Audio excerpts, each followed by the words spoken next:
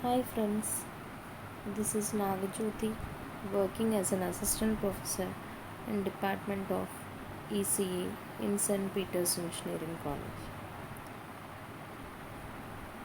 Today I am going to discuss a course of network analysis and transmission lines of R18 regulation under JNTUH for second year first sem for the academic year 2021.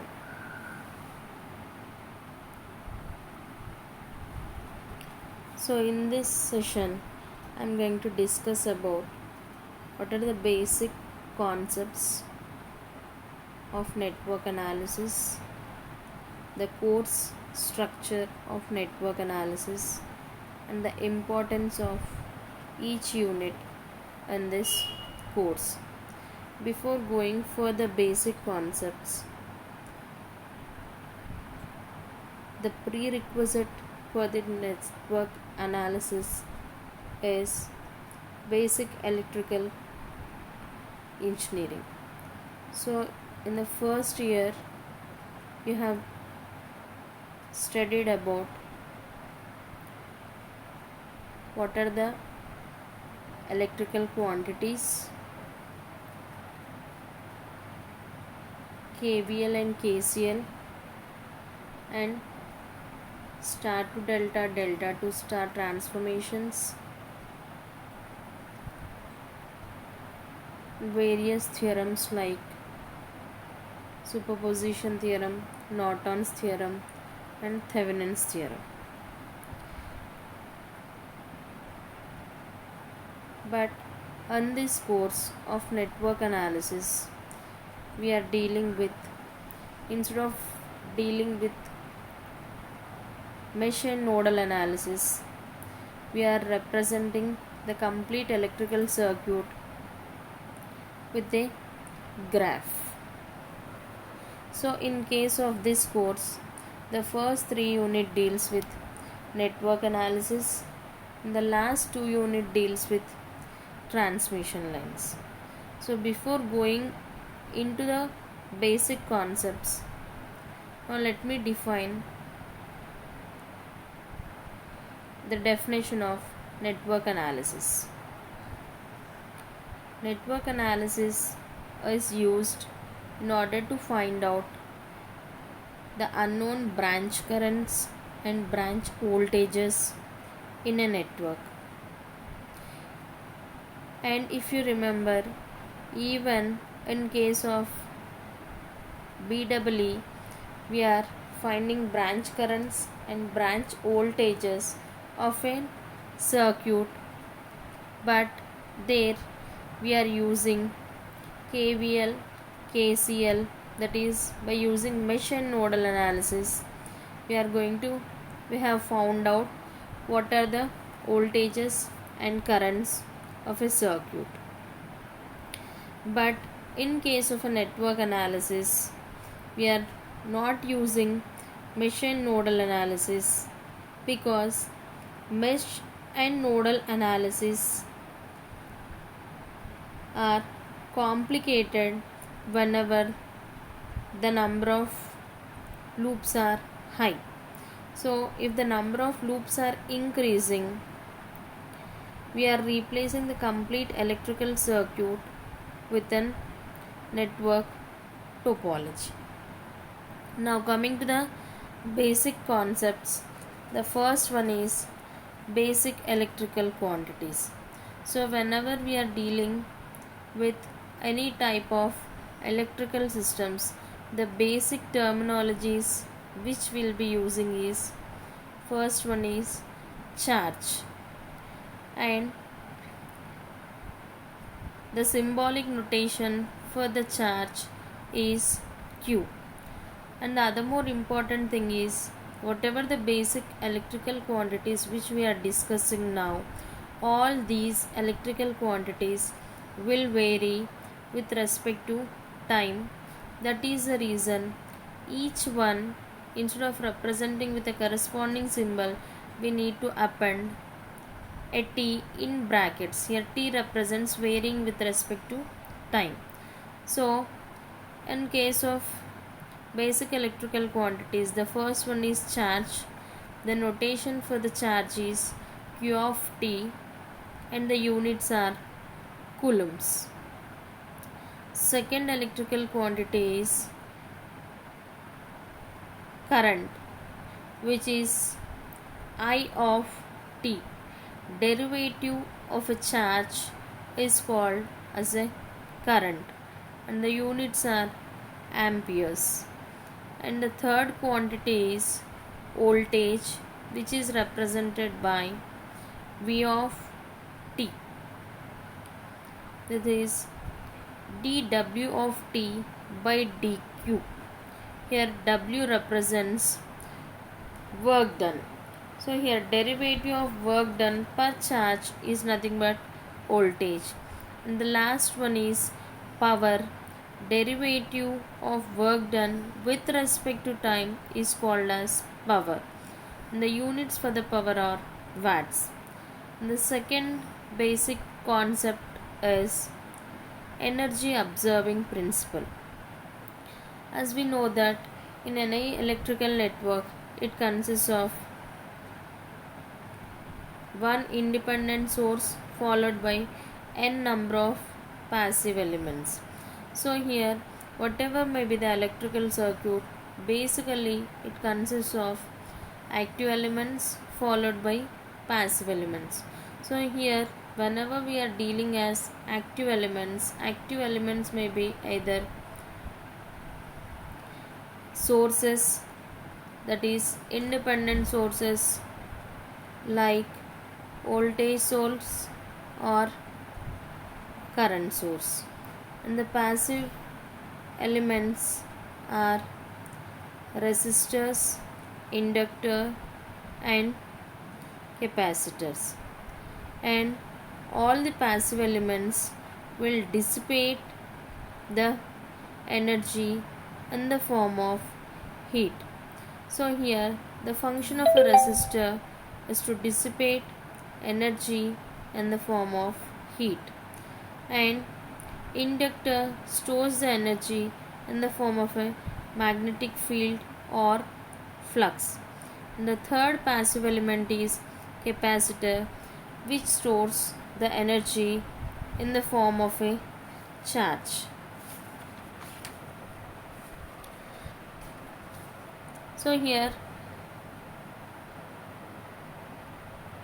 what is the energy observing principle is observing power should be is equivalent to delivering power, or sum of total power in a circuit should be is equivalent to 0.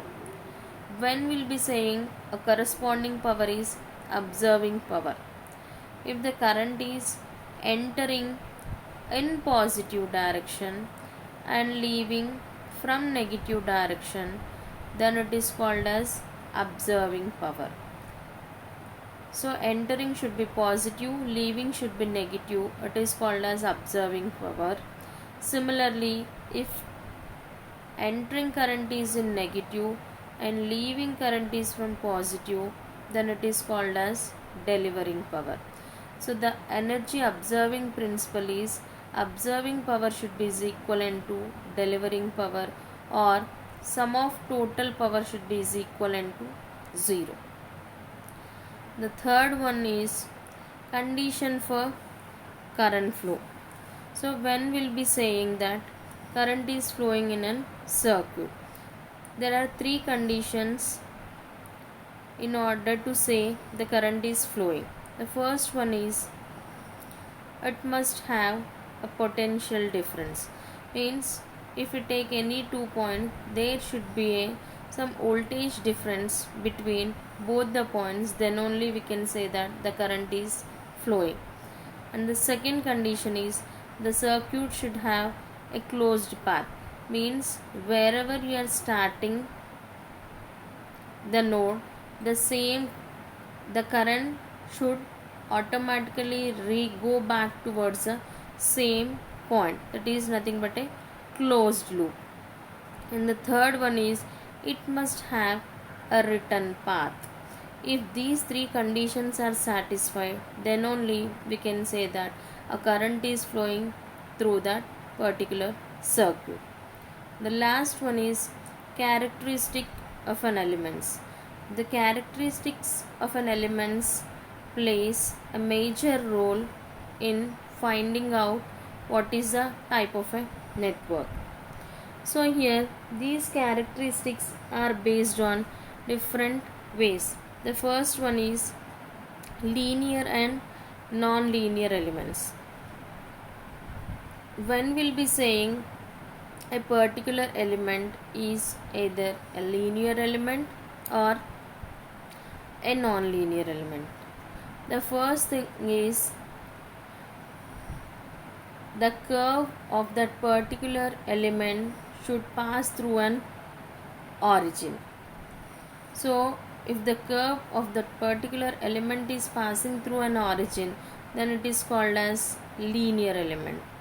And the second condition is not only passing through an origin, there should be a corresponding variation increments with respect to both the axes. If these two conditions are not satisfied, then such elements are called as non-linear elements.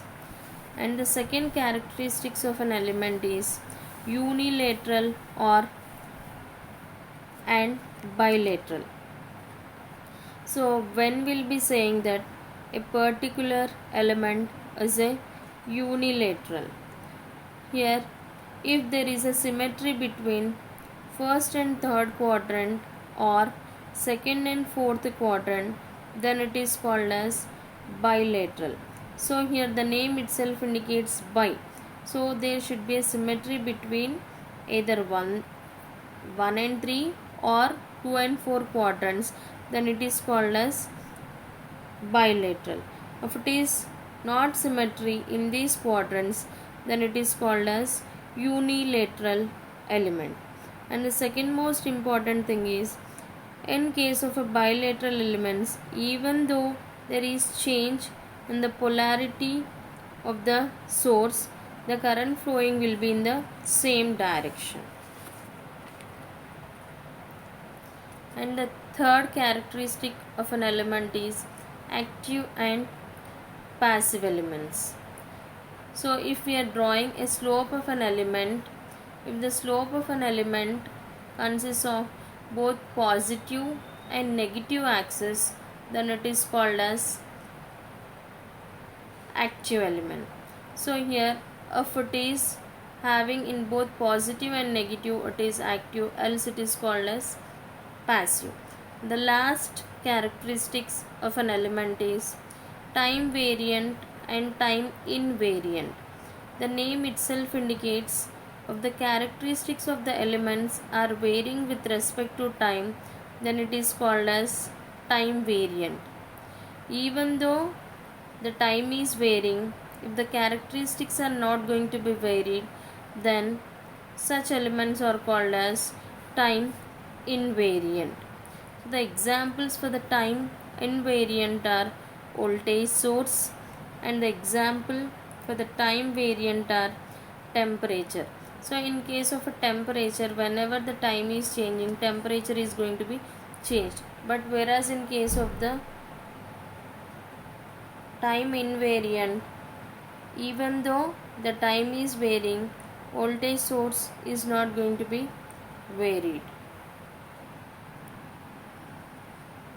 Coming to the course structure of network analysis, the first complete unit deals with what is meant by network topology, how you are going to find out different unknown voltages and unknown currents by using basic cut set and tie set matrices. And as we know that an inductor is used in order to store the energy in the form of magnetic field or flux. If we are using a single inductor and if we are going to generate some form of flux, then it is called as self-inductance. Instead of using a single inductor, if we are using two inductors, then it is called as mutual inductance. And here we are going to learn how to derive the coefficient of coupling for mutual inductances.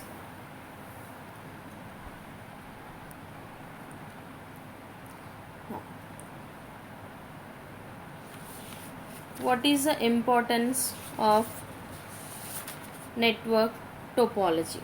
So basically the network topology is used in order to find out mesh and nodal analysis whenever the circuit is complicated.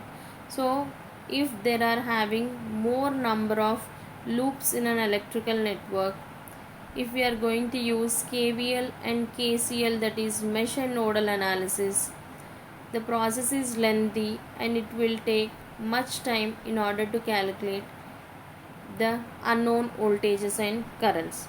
But if you replace this complete electrical circuit with network, then it is easy to find out unknown voltages as well as currents. Next, what is meant by a network topology? So here in case of an electrical circuit, as just now we have seen that electrical circuit consists of active as well as passive, that is it consists of independent sources as well as passive elements. But in case of a network topology, the complete electrical circuit is replaced with a graphical representation. So in case of an electrical circuit, we are going to find out whether the corresponding element is a resistor, inductor or a capacitor.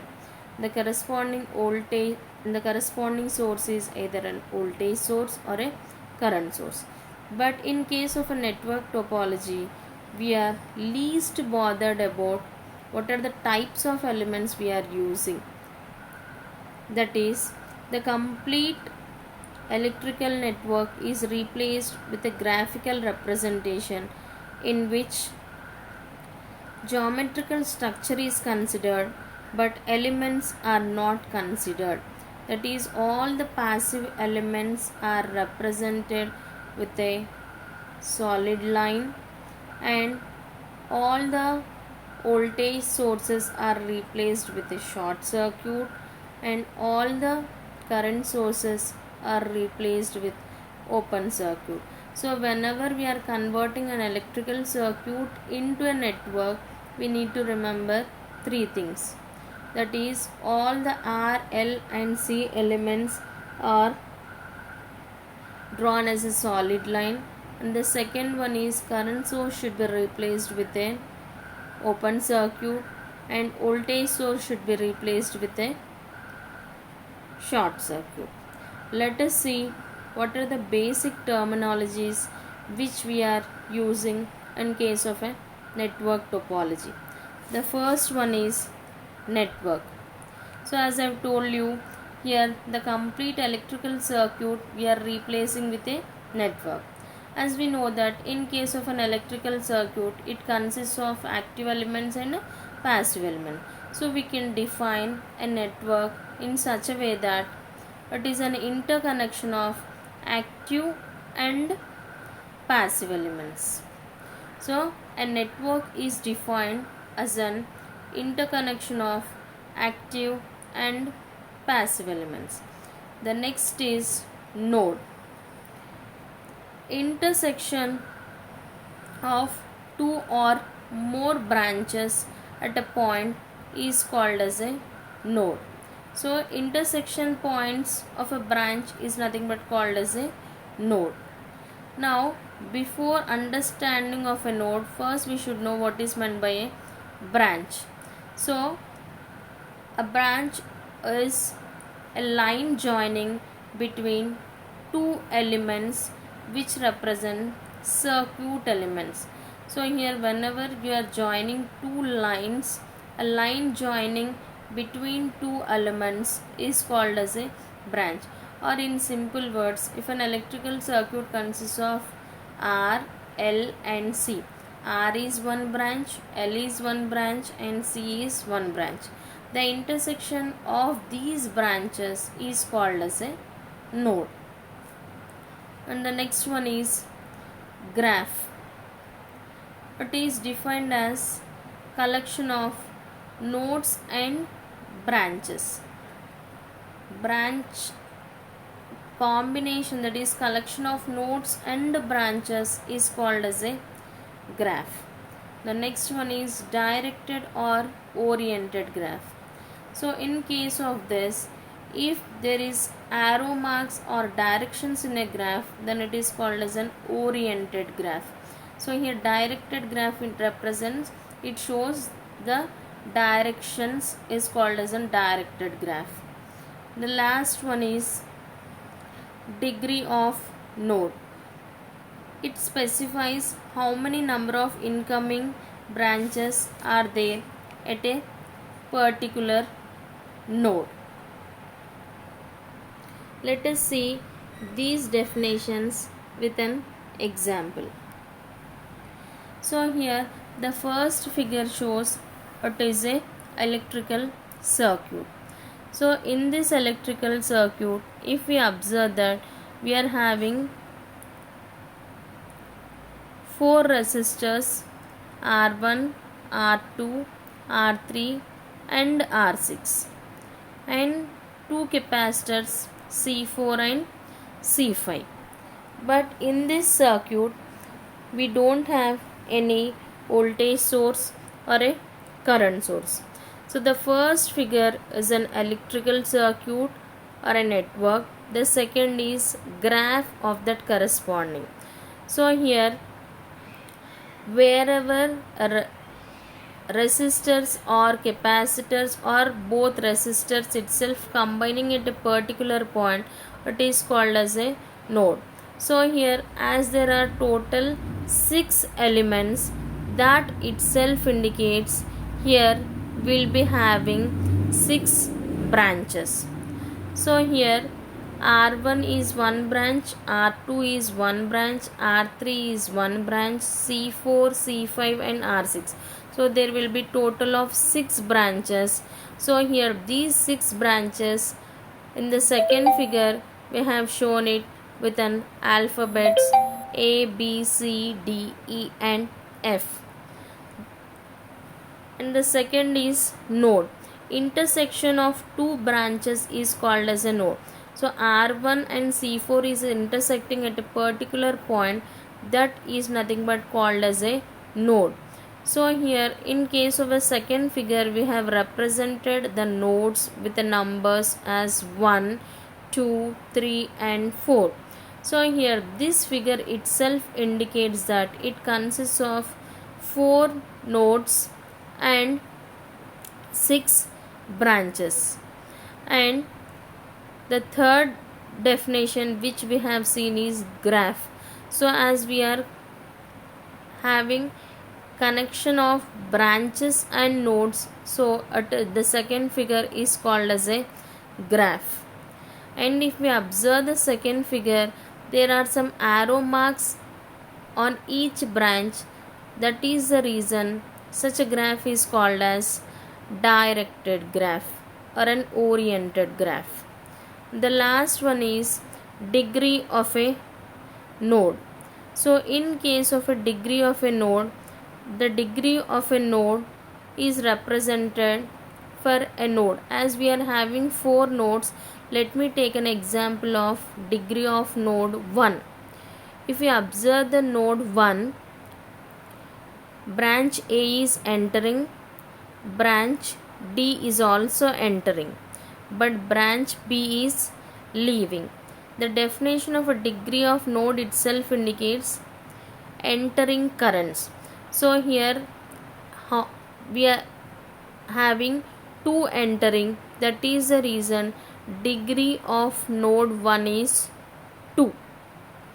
Similarly, degree of node 2 is, the only entering is B. E is leaving, C is also leaving, so degree of node 2 is 1. But whereas degree of node 3, F is leaving, A is also leaving, only C is entering. So degree of node 3 is 1. And the last one is degree of node 4. E and F are entering, D is leaving. So degree of node 4 is 2. So degree of node A is 2, degree of node 4 is also 2, degree of node 2 and degree of node 3 are 1. So if we add all those degrees of the nodes, we'll be getting is equivalent to number of branches, that is 2 plus 1 plus 2. Total will be getting 6, which is equivalent to number of branches. So sum of degree of individual nodes in a graph should be is equivalent to number of branches in a graph. I am repeating once again. This is a node point which we need to remember. The sum of degree of individual nodes means whatever the currents which are entering into a particular node, if we add all those degree of nodes individually, that should be is equivalent to total number of branches in a graph.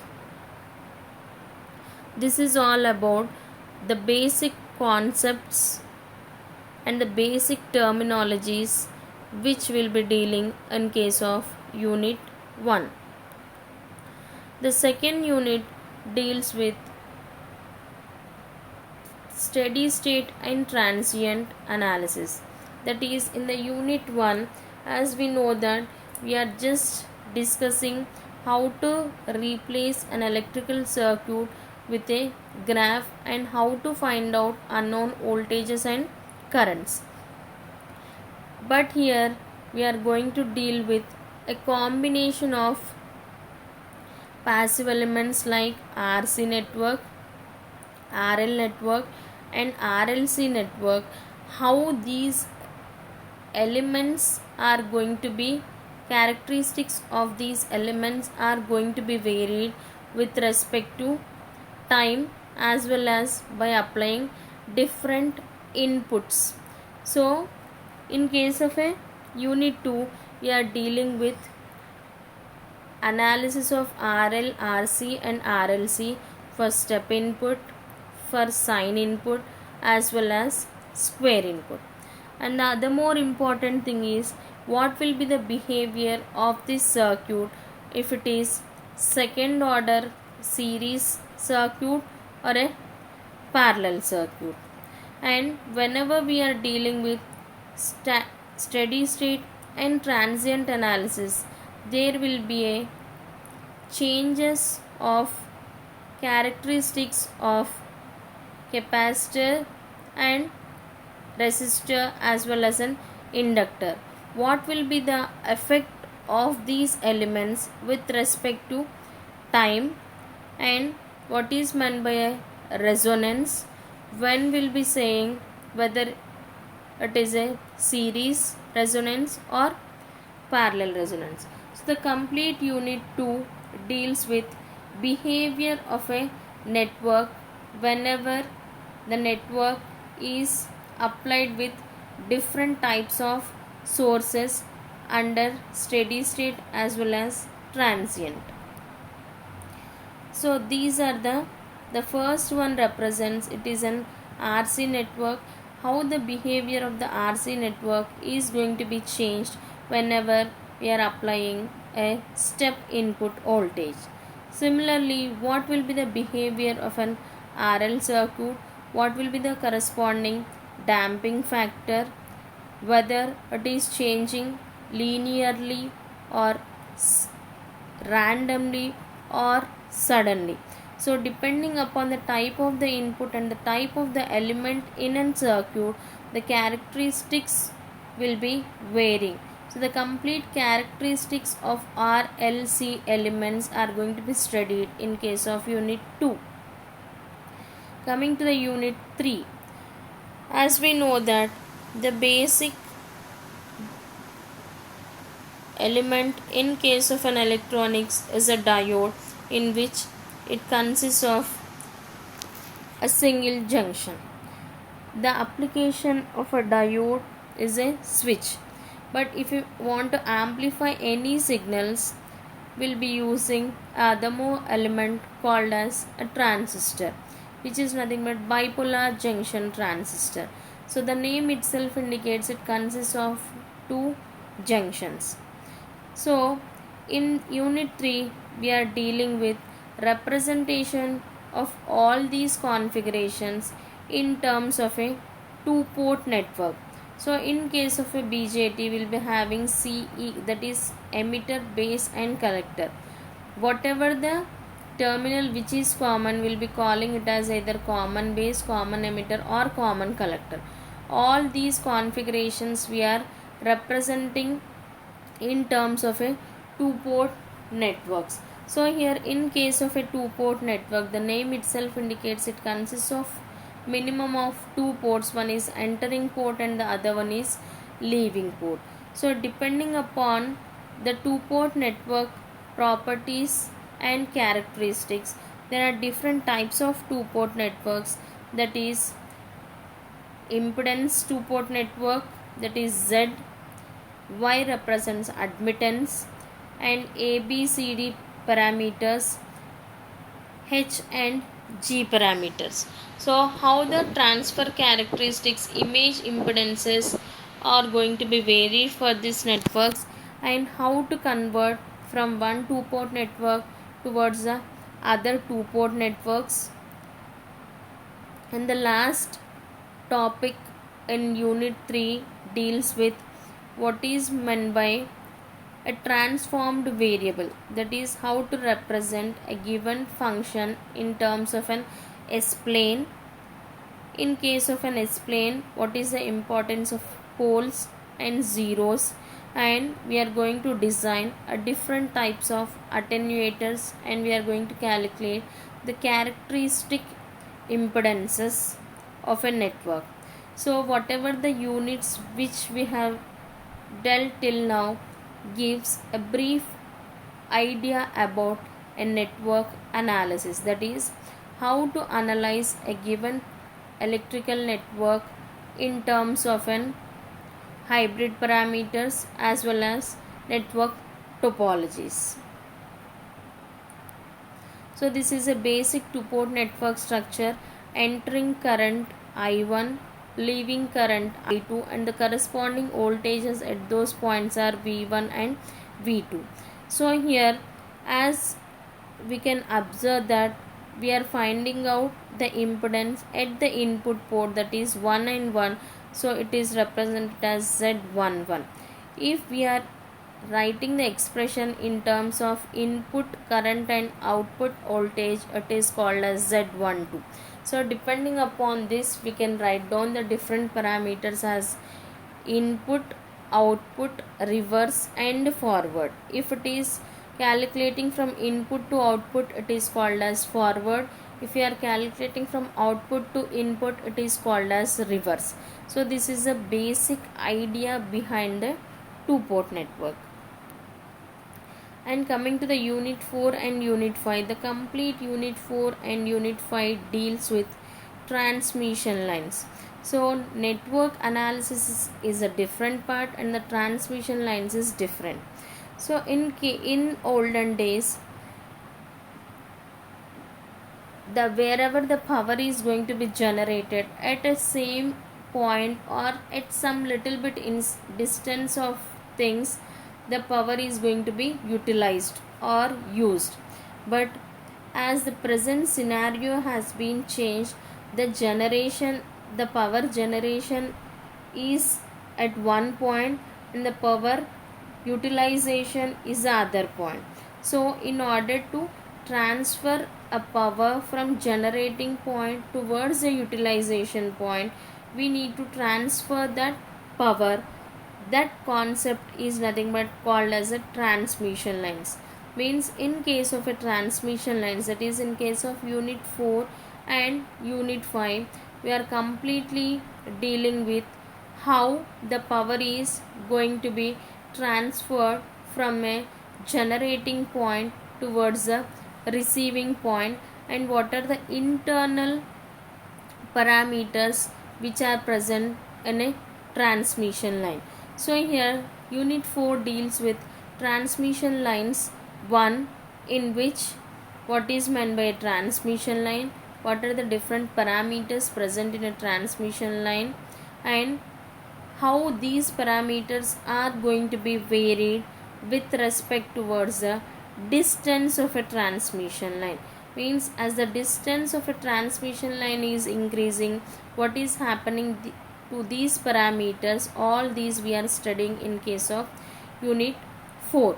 And coming to the unit 5, transmission lines 2, that is, here we are going to calculate what is the input impedance and what is meant by short circuit and open circuit lines, how to find out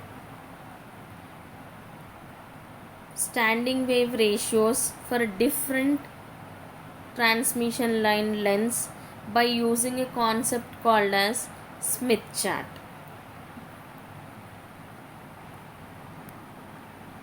So here the first figure represents a transmission line. Here P and Q is generating or one end of a transmission line, and R and S are nothing but a receiving end of a transmission line. So here the sending current is Is and the receiving current is IR. Similarly, the voltage source at the sending end is Vs and receiving end is VR. How these parameters are going to be changed with respect towards the distance of a transmission line. And coming to the second figure, the different types of transmission lines are coaxial cable, two-wire transmission line, parallel plate, microstrip, and laser. So if we take an example of a wired telephone line, in case of a landline connection, in order to transfer our communication between two persons, we'll be using a cables with a 10 to 15 wires inside, coated with a black cable. Such cables are nothing but called as a coaxial cables. So depending upon the type of the communication which we are using and the distance of the communication and the distance between the communications, these type of transmission lines are going to be differed. And the last figure represents, in case of a transmission line, basically there will be 4 parameters. One is resistance, inductance, capacitance, and conductance. As we know that as we are transferring the power from one end to other end, as there is some distance between these two, definitely the received power will be less than that of the transmitted power. That itself indicates there is some loss of power. If there is some loss of power, that itself indicates there is a presence of a resistance component. Similarly, we can able to find out how the capacitance, inductance, and conductance properties will be available in case of a transmission line. This is all about unit 4 and 5 of a transmission line. Thank you.